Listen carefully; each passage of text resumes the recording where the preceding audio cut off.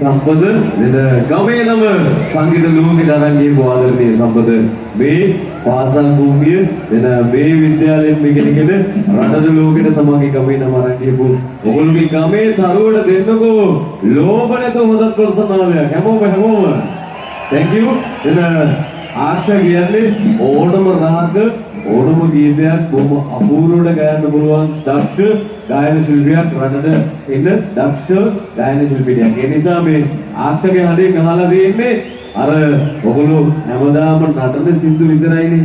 මෙහෙම එකක් ඇහුවොත් කොහොමද?